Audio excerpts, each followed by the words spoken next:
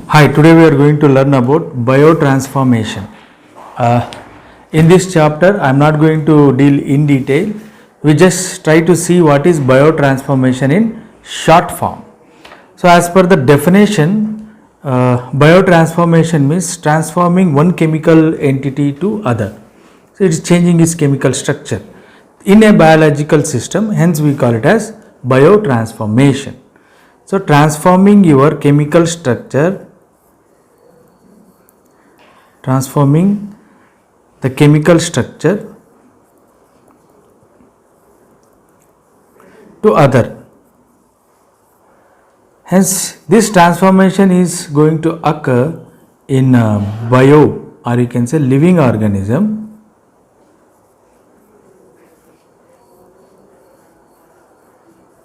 Hence, we call it as biotransformation.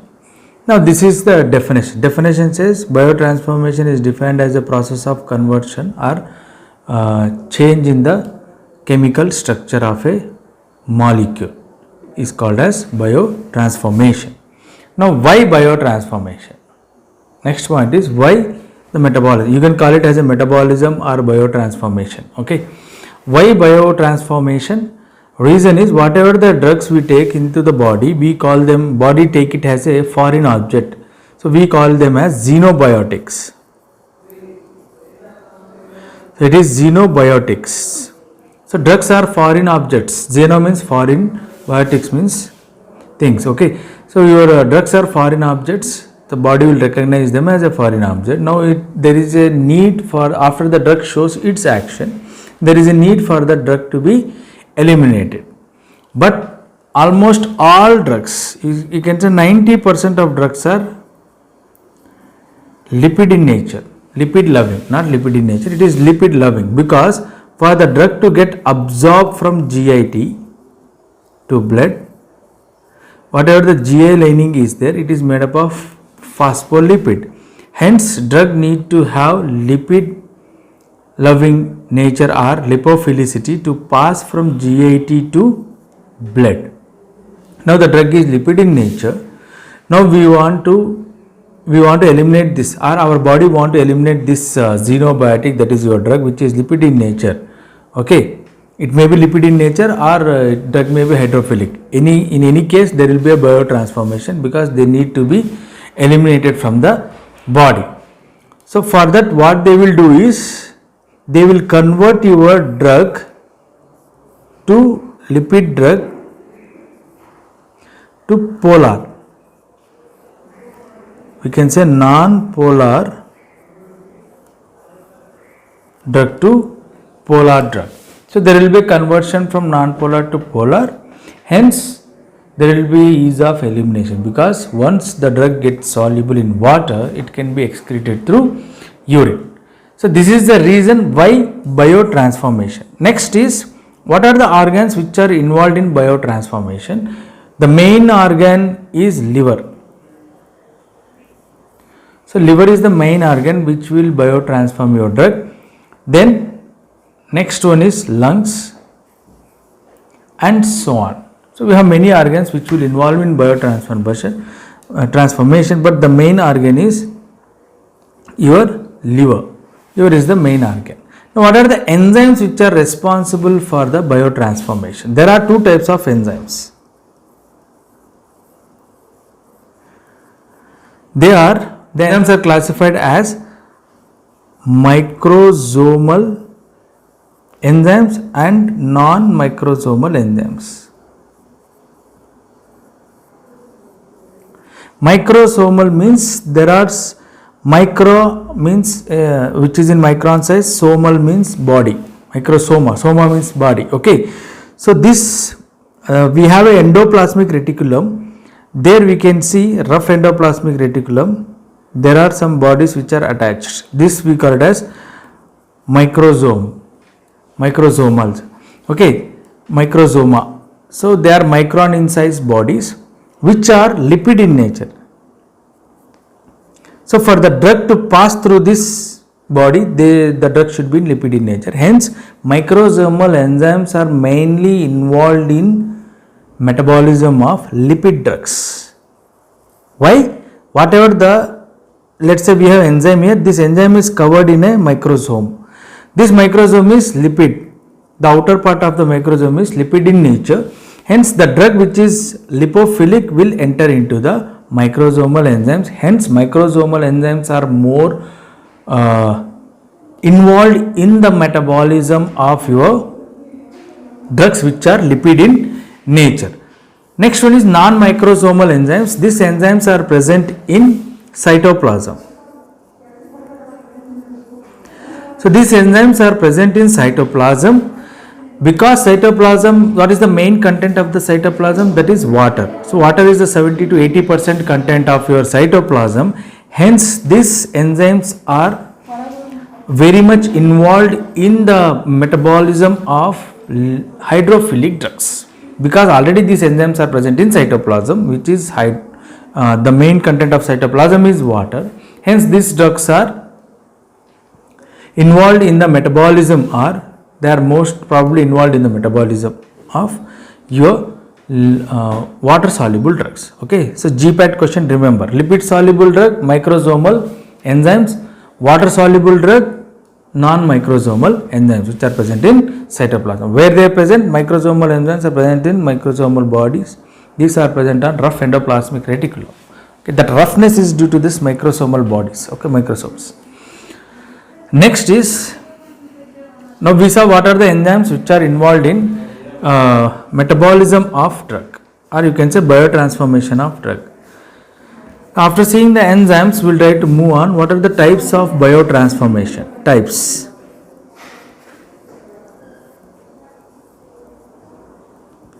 So, what are the types of biotransformations? So, the types of biotransformations are type 1,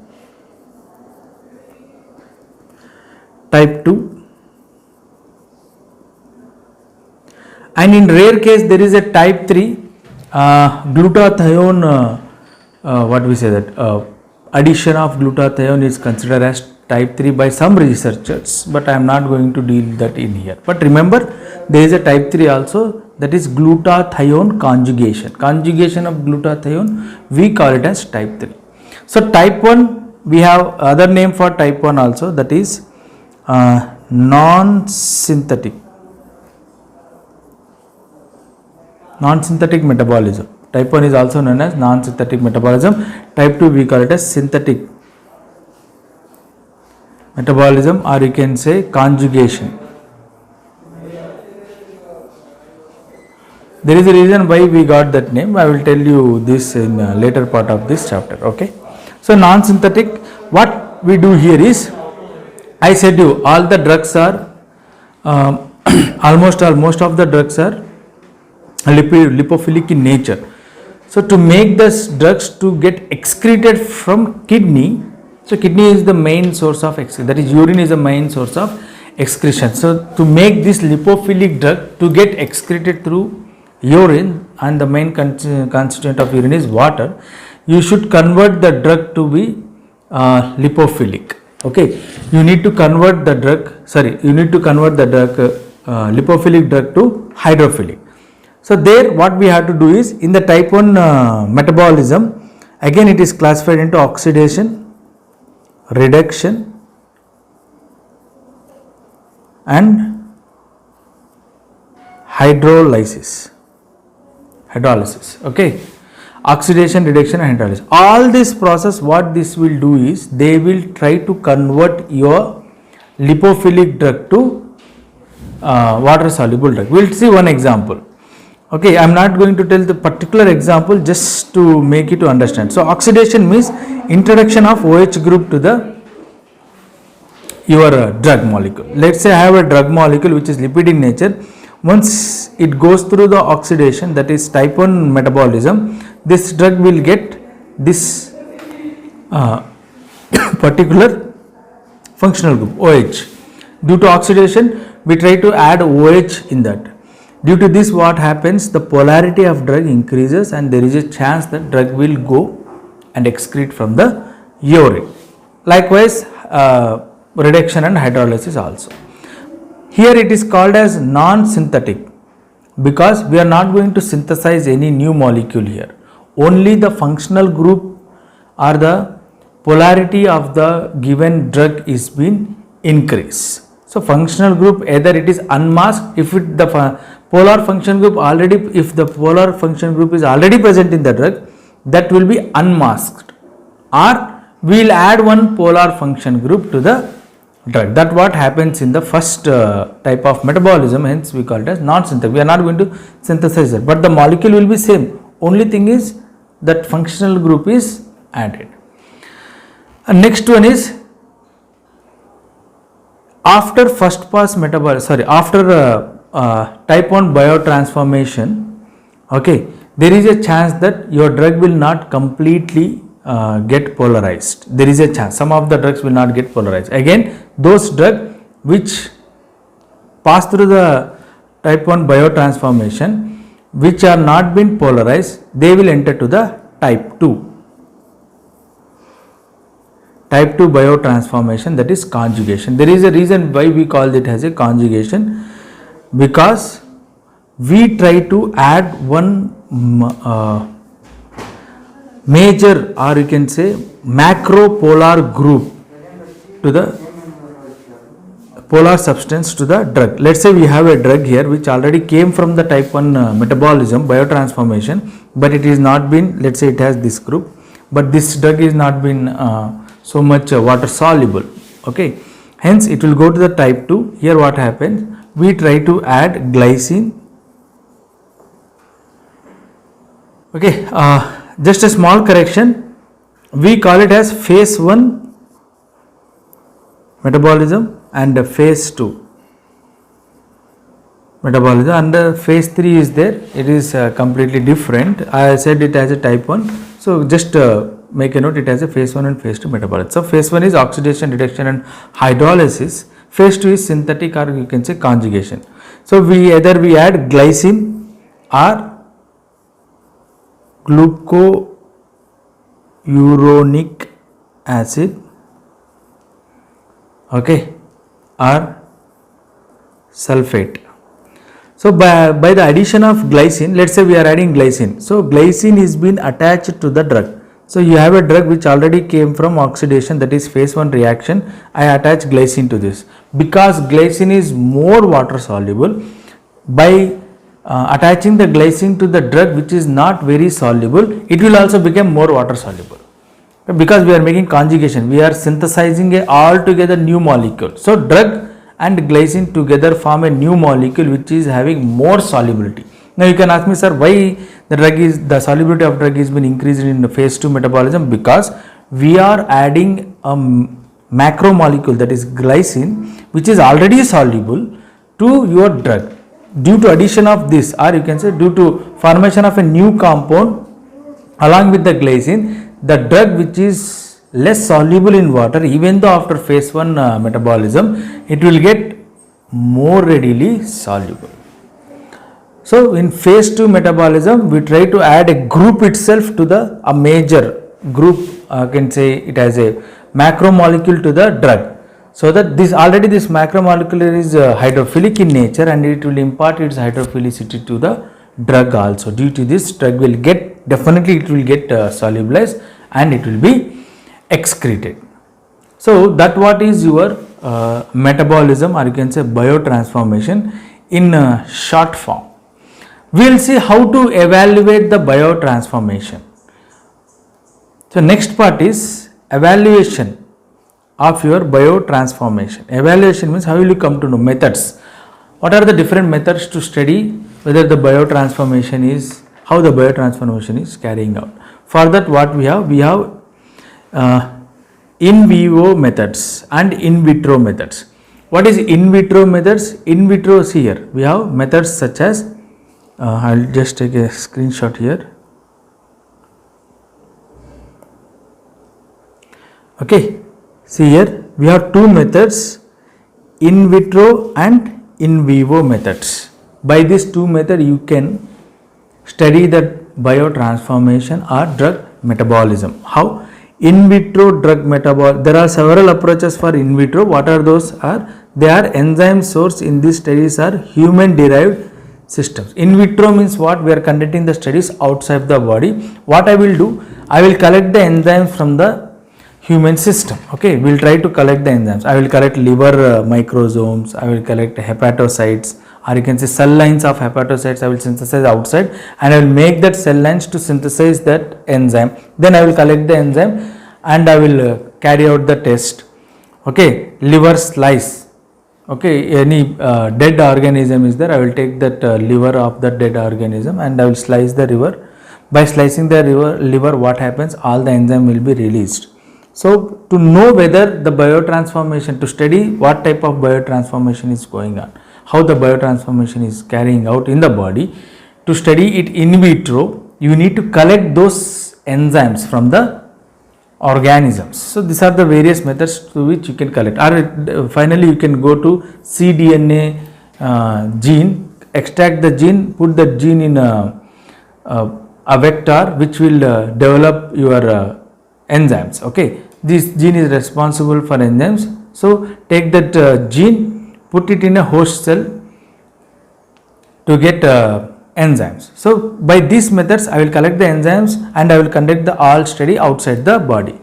So how will you make this study? These studies, see here, in these studies the extent of uptake of drug is determined from steady state concentration in the tissue. Okay, I will conduct all the study outside. I will put the tissue outside. I will make the tissue to get drug steady state concentration, and I will take what is the steady state concentration. I will take what is the free concentration in the perfusate. Okay, then composition of perfusate and rate of perfusion are important. Experimental determinants of your rate of uptake of drug by the liver. Okay, what we are doing here is you need to see what are the content of perfusate. Perfusate means the thing which will go inside the liver and it will come out. There will be a liquid which we keep there outside the body. Liver will be outside and the liquid will be outside. The liquid will be going to the liver and come out. You just want to measure or determine the types of metabolites present in the perfusate and also rate of perfusion. You will come to know what is the type of biotransformation it is being carried out. And the in vivo methods. What do you mean by in vivo? Within the body, what we will do here, we are not going to derive the enzymes outside. What we will do is either we will go and collect the urine or feces. See here, those required complete collection of urine and feces.